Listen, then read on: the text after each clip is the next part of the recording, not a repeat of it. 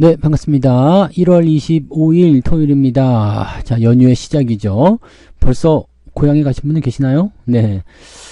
축하합니다. 휴일이 길기 때문에 먼저 방문하고 뒤를 놀자 이렇게 얘기하시는 분도 있다고 하더라고요. 그래서 실질적으로 이제 설 명절이 오히려 방문자가 적을 것이다. 뭐 이런 전망도 나오고 있고요. 네, 뭐가 됐든지 간에 고향에서 또 부모님 또는 가족들하고 즐거운 시간을 보내시면 되죠. 네. 자, 오늘 종목 진단은요. 그래서 가볍게 한번 가겠습니다. 자, 1월달 끝났다고 봐야 되잖아요. 다음 주 없기 때문에 31일 하루 있지만은 뭐 중요하지 않고요.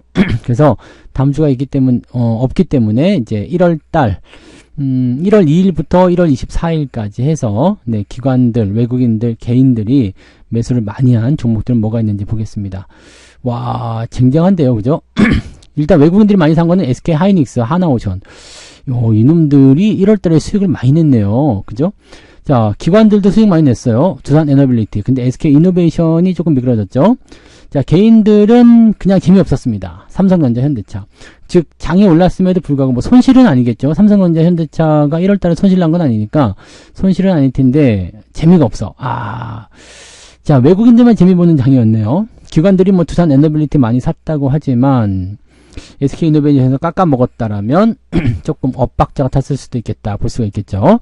자, 종목들 하나씩 살펴보도록 하겠고요. 차트 보겠습니다. 자, 일단은 하이닉스 먼저 봐야 되겠죠. 뭐 하이닉스는 사실 근데 뭐 볼 게 없어요. 네, 잘하고 있습니다. 22만 원까지 올랐고요. 이제 직전 고점까지 한 10% 정도밖에 안 남았죠. 10%도 안 남았죠. 그래서 일단은 저 라인을 넘어서게 되면은 신고가가 나오잖아요. 그리고 하이닉스의 목표 주가 지금 보면 뭐 30만원대 뭐 이렇게 보고 있기도 하고, 실적에 대한 전망치만 보면은 미쳐버립니다. 그죠? 뭐 성과급에 대한 부분도 많이 주기도 하고 뭐 그런 거 있는데, 근데 이 성과급 1500%나 주는데도 불만이 많다고 하네요. 네. 아무튼 뭐 그런 잡음은 있겠습니다만, 어쨌든 이 실적적인 측면이 내년도 아니죠. 올해 실적이 이제 삼성전자의 전사 실적을 넘어설 것이다. 와, 이거는 대단한 거죠. 이미 반도체는 우리랑 게임이 안 된다 이런 얘기고, 삼성전자 니네 뭐 핸드폰이랑 가전 다 들고 나와봐. 그래도 우리한테 안 될 거야. 뭐 이런 식의 얘기거든요. 근데 이거는 너무 조금 건방진 얘기일 수도 있고요. 삼성전자가 일단 S25 어제 오픈을 했고요. 결과치는 아직 안 나왔습니다만, 명절 연휴 지나고 나서 이제 1월 한 첫째 주 지나가면 이제 그런 얘기들 나오겠죠. 그리고 다음 주에 이제 컨퍼런스 콜 하게 되면서 이제 어떤 실적에 대한 얘기가 나올 것인지 그런 부분 나오게 되겠죠. 개인들이 또 많이 매수한 종목이 삼성전자니까 같이 묶어서 보셔도 될 것 같아요. 그래서 하이닉스의 입장으로 본다라면, 일단 엔비디아가 잡고 있어요.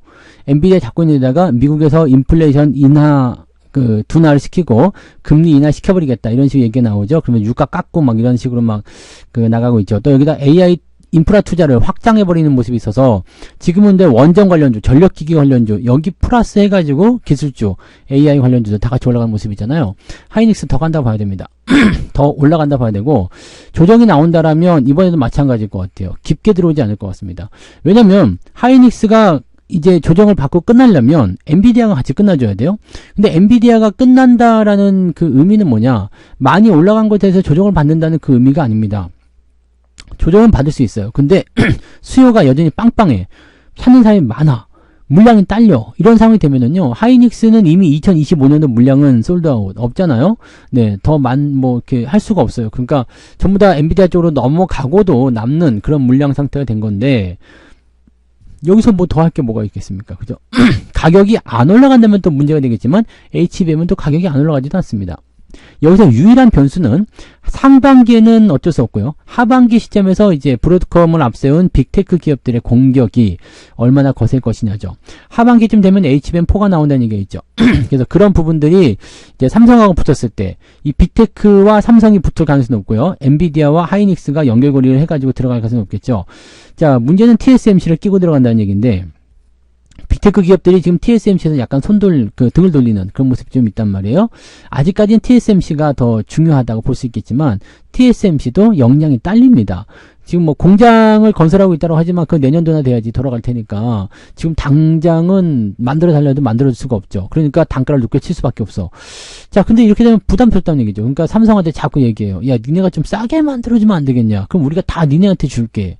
빅테크 기업들이 지금 성내는 이렇습니다. 엔비디아가 지금 꽉 잡고 있지만 빅테크 기업들도 치고 올라오는 게 만만치 않아요. 그리고 성능적인 측면에서 엔비디아를 앞지른다는 평가들이 나오고 있는데 이것은 적어도 하이닉스가 납품하는 HBM3E의 12단짜리 이상의 그 제품이거나 또는 동등한 성능의 제품을 탑재를 했으니까 가능하다는 얘기거든요. 그럼 어디서 나왔을까? 삼성전자에서 나왔겠죠. 지금 마이크론이고 하이닉스고 전부 다 엔비디아 때문에 물량이 없다라고 얘기가 나온 상황이니까 이렇게 본다라면은 하반기 정도 시점에서 붙을 이런 빅테크 기업들의 어떤 전쟁, AI 전쟁이 이제 중요한 판도를 가르겠죠. 다시 얘기하면 하이닉스는 상반기 동안에 목표 주가를 달성시켜버릴 가능성이 높다 이렇게 보시면 되겠고, 경우에 따라서는 더 많이 갈 수도 있다라고 볼 수 있겠죠. 이게 지금 엔비디아의 시장 점유율이 약 80%가 넘어요. 이게 단 몇 달 만에 이제 점유율이 확 줄어버릴 수는 없는 얘기잖아요. 그래서 이런 부분들은 하이닉스 좀 더 간다 봐야 돼요. 목표 주가 30만 원대 이상까지 증권사 예측이 하는데 조금 심하게 본다라면 거기까지도 갈 수 있지 않을까. 30만 원대도 갈 수 있지 않을까라는 생각입니다. 30만 원대면 지금부터 한 50% 정도 더 올라가야 되거든요. 한 40% 올라가야 되니까 그렇게 치면은 시가총액이 200조가 넘어갈 겁니다. 네, 그러면 또 하나의 공룡이 탄생하는 거가 되는 거죠. 네, 그렇게 예상하시면 될 것 같아요. 그래서 이건 그냥 계속 보유입니다. 저도 뭐 100% 수익률이 예전에 넘어갔지만 100%가 수익률이 중요한 게 아니죠. 더 올라갈 수 있다는데요. 네, 그래서 더 진행하는 게 좋고요.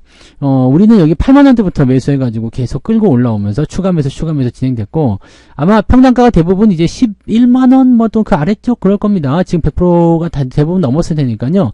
뭐 10만 원대 뭐 이럴 것 같아요. 그래서 뭐 8만 원대부터 사신 분들은 이제 뭐 9만 원대도 있을 테고 8만 원대도 있고 하겠지만은 뭐 일단 그렇죠. 그래서 뭐 사실 그 정도 수익 깔아놓고 가면 걱정할 거 없잖아요. 뭐 근데 신규를 매수하시는 것은 저는 좀 반대예요. 그거 목적으로 들어가기가 좀 애매하잖아요. 그래서 하이닉스는 일단 보유 관점만 보시고요. 단기 조정 나올 수도 있어요. 22만 원 찍어줬지만 20만 원까지 떨어질 수도 있거든요. 그러면 그럴 때 쫄지 말고 더 살 수 있는 어떤 용기 이런 것들을 가져가시는 게 맞겠죠. 적어도 상반기 정도는 대체품이 없습니다. 그래서 하이닉스가 쭉쭉 더 나갈 걸 생각합니다. 삼성전자 조금 당겨서 볼게요. 같이 보는 게 좋으니까. 삼성전자는 지금 보시면 1월달 시점으로 봤을 때는 뭐 손해본 건 없어요. 네, 손해본 건 없는데 수익도 없습니다. 근데 재밌는 건 뭐냐, 외국계 투자은행이나 이런 쪽에서 계속해서 뭐라고 하느냐, 삼성전자 신용등급 부정적으로 하향 조정한다. 이제 무디스에 나온 얘기예요. 그런 얘기도 있고, 실질적으로 외국계 증권사 쪽에서 지금 연속 매도가 계속 나오고 있어요. 뭐 물량이 지금 많이 줄어들긴 했어요. 매도 물량이 줄어들긴 했는데 조금 올라가면 그냥 때려버립니다. 때려버리기 때문에 이 부분을 가지고 지금 삼성전자가 나쁘다라고 얘기할 수 있겠는가. 근데 삼성전자의 어떤 실적이나 이런 것들을 좀 살펴보시면 또 그렇게 나쁘진 않아요. 전년 동기 대비 당연히 많이 좋아졌고요. 근데 올해 같은 경우보다 내년이 실적이 더 좋죠. 네, 낮춰 잡았음에도 내년이 실적이 더 좋습니다. 문제는 이게 이제 하이닉스한테 뒤처지느냐 아니냐, 그 부분을 가지고 말이 많은 상황인 것 같은데, 이쯤 되면은 삼성전자도 뭔가 칼을 빼야 되겠죠. 네, 칼을 빼야 될 것 같고, 지금은 보면 이제 반도체 쪽 관련해서 이제 소부장이라든지 이런 것들 조금씩 움직이는 반등 포인트가 있거든요. 근데 삼성전자는 지금 연초 들어서면서 잠깐 반등한 것 말고는 없어요. 그러니까 실질적으로 다른 것들을 올리기 위해서 삼성전자를 누른다는 얘기도 나올 수 있는 상황이죠. 왜냐면 삼성전자까지 같이 올라가면 시장이 많이 올라가 버리니까 그걸 원하지 않는다라면 삼성전자 누르면서 다른 걸 올릴 가능성이 있다는 얘기거든요. 그러니까 그런 식으로 하면은 반도체 쪽에서 삼성전자 혼자만 왕따 되는 상황이 있을 수가 있습니다. 근데 만약에 이게 시장에 관여하는 부분 때문에 이렇게 된다라고 한다라면 아마도 공매도가 끝나는 시점부터는 이런 부분이 풀릴 가능성이 높고요. 또 제가 아까 말씀드렸듯이 상반기 시점을 지나가면서 빅테크와의 어떤 그 격차가 얼마큼 줄어드느냐, 또 HBM4의 어떤 포인트가 어떻게 나오느냐, 여기에 따라서 달라질 수 있거든요. 그러면은 더 하락할 가능성은 없겠지만 상승에 대한 포인트도 시간이 조금 걸리지 않겠느냐라는 시기로 나올 수가 있어요. 그리고 지금 보면은 중국 바이두에 AI 칩을 납품을 중단한다. 이런 얘기가 있죠. 이런 부분들은 조금 저거 애매할 수는 있습니다. 그래서 뭐 이렇게 계속 납품을 해왔었던 그런 부분인데 대중 수출에 대한 어떤 통제 이런 계산들이 지금 중국 쪽으로 납품하고 있었던 물량을 막겠다라고 해버리게 된다라면 애매할 수 있겠죠. 근데 이거는 삼성전자뿐만 아니라 TSMC도 같이 나오는 거긴 합니다.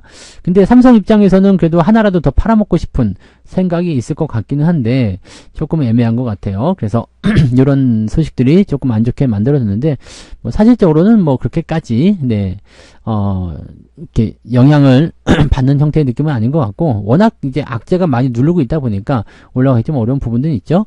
그래서 그런 내용들 뭐 특별하게 이슈는 없습니다. 그리고 S25에 대한 부분들이 어떻게 나올 것이냐는 좀 더 고민을 좀 해보긴 해야 됩니다. 그래서 그런 정도만 좀 참고하시면 될 것 같고요. 상황을 좀 더 보자고요. 삼성전자는 상황을 조금 더 봐야 돼요. 그래서 계속 무조건 매수한다기보다도 이렇게 저점 자리 때 유지하고 있으면 일단 홀딩 하셨다가 반등 포인트 나올 때 그럴 때 접근들 하시면 되지 않을까 보여집니다. 그래서 삼성전자까지 같이 봤고요. 자, 한화오션 볼게요. 한화오션. 와, 이게 금요일날 또 미쳤네요. 어제 미쳐가지고 이게 10%나 올라갔습니다. 이게 이 실적 발표가 나오면서 그랬던 것 같아요. 지난해 영업이익이 이제 4년 만에 흑자 전환했다 이런 얘기. 와, 좋다고 했는데 진짜 실적 발표 나왔잖아. 좋다고 나왔잖아. 이렇게 돼버리는 거죠.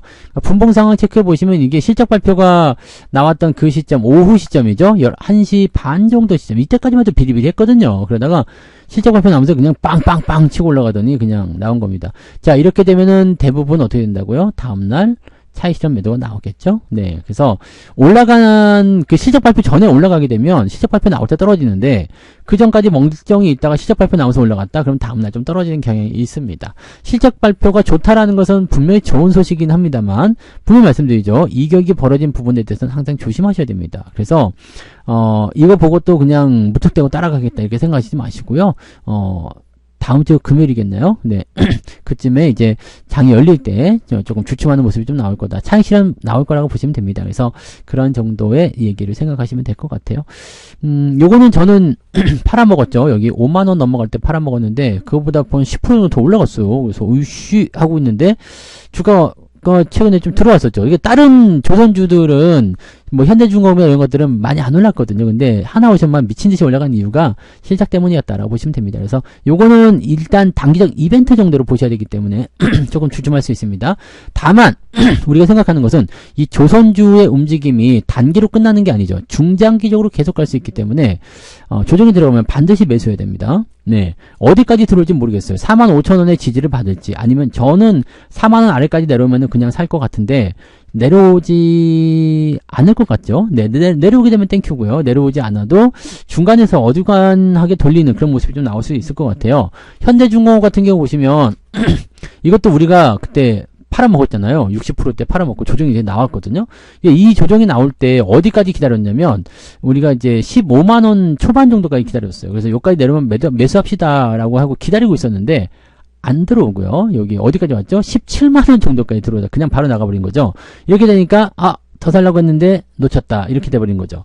그래서 뭐 실질적으로 이제 첫 번째 매도 포인트는 뭐 지금 하나오션하고 비슷하죠. 이만큼 올랐다가 이제 쭉쭉쭉 들어오는데 이게 이만큼 들어올 것이냐 아니면 이렇게 넘어갈 것이냐가 중요한 포인트가 될 겁니다. 그래서 어떻게 보면 조선주들은 아래쪽에서 살 수 있는 게 아니라 그냥 내가 매도한 가격보다 조금 낮아졌을 때 다시 재매수하는 입장으로 갈 수도 있을 것 같다. 이렇게 생각하실 필요가 있습니다. 하나오션 같은 경우는 비중도 많았던 상태라서 수익이 제법 짭짤했는데요. 네, 이번에도 또, 네, 다시 살 수 있는 기회가 왔으면 좋겠습니다. 좋은 타이밍이 오면 매수를 하는 것이 바로 조선주다. 자, 요거는 조금 길게 봐야 될 것 같아요. 그죠? 네, 이 트럼프가 직접 콕 집은 업종이라서 조금 더 길게 봐도 될 것 같아요. 그래서 외국인 매수 종목, 하이닉스, 하나오션, 그 다음에 삼성전자까지 먼저 땡겨봤죠. 삼성전자는 이제 개인들이 매수 많이 한 종목이기 때문에 거기까지 보시면 되겠습니다.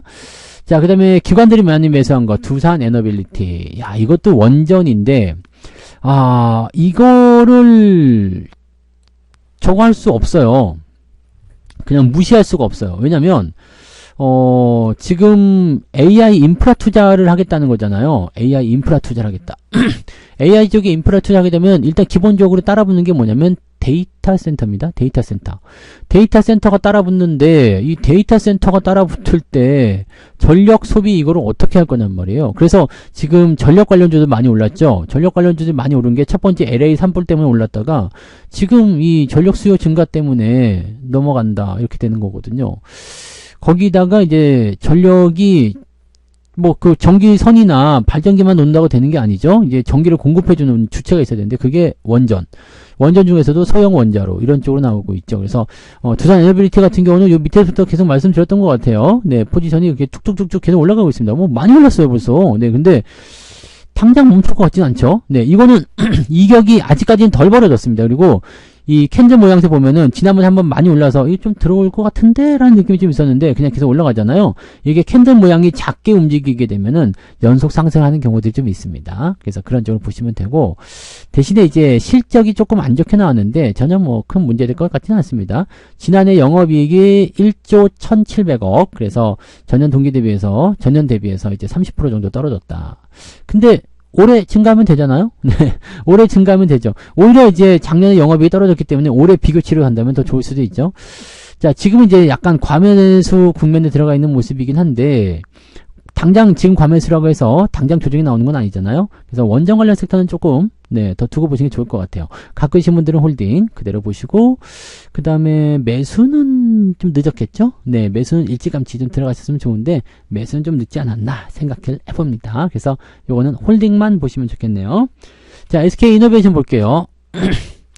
요거는 뭐 나쁘지 않습니다. 네, 뭐 2차전지랑 연결돼가지고 그동안 굉장히 안 좋았었는데, 뭐 이게 원래는 정유 섹터로 봐야 되잖아요. 네, 정유화학이라고 봐야 됩니까? 뭐 그쪽 섹터로 봐야 되기 때문에 이제 점점점 살아나지 않겠는가라는 생각도 좀 해봅니다. 그래서 석유 가스 업종으로 들어가 있는 모습이고요.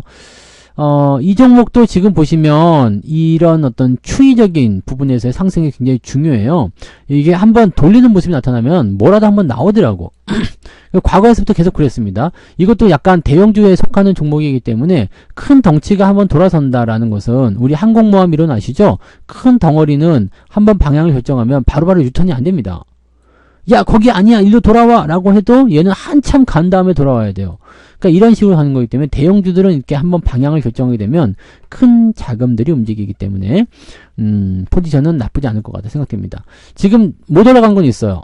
못 올라가고 있는 건 있는데 그럼에도 불구하고 추세적인 부분은 양호한 것 같습니다. 이런 것들은 조정이 조금만 들어가주면 매수해주면 좋죠. 12만원 정도 네, 공략 포인트 잡으실 수 있겠는데, 뭐 성질 급하시거나 아예 모르겠다 하시는 분들은 조금 더 올려서 사셔도 되겠죠. 12만 한 3천원 네, 그 정도 라인대로 매수 포인트 잡으셔도 됩니다. 괜찮아요. 그리고 성장에 대한 부분들은 일단 2차전지 쪽은 제껴놓고 봐야 되겠죠. 네, 그쪽 제껴놓고 본다면은 글쎄요, 뭐 이렇게 막 자금이 모일 만한 어떤 성격이 좀 있을까 싶기는 한데, 뭐 경기가 좋아지면 괜찮을 수도 있고요. 네, 그래서 2차전지와 관련된 그런 부분 쪽으로 생각하게 되면 우리가 좀 약간의 긍정적인 요소도 생각을 해볼 수는 있을 것 같습니다. 그래서 SK온 같은 경우가 지금 보니까 일반 닛산 자동차한테 이제 배터리 공급한다라고 되어 있는 모습이 좀 있죠. 2조 5천억 정도 되는데요. 그래서 제법 크죠. SK이노베이션이 지금 SK온의 모회사, 즉 SK온이 SK이노베이션의 자회사. 그래서 이게 2차전지로 같이 엮여 있는 거거든요. 근데 2차전지 요즘에 안 좋으니까 좀 애매했던 모습이긴 한데, 뭐 이렇게 좋은 소식 나오고 하면 뭐 나쁜 이야기는 아니잖아요. 그러니까 좋은 연결로 볼 수는 있겠죠. 그래서 그런 거 체크하시면 됩니다. 요거는 그냥 홀딩하셔도 됩니다.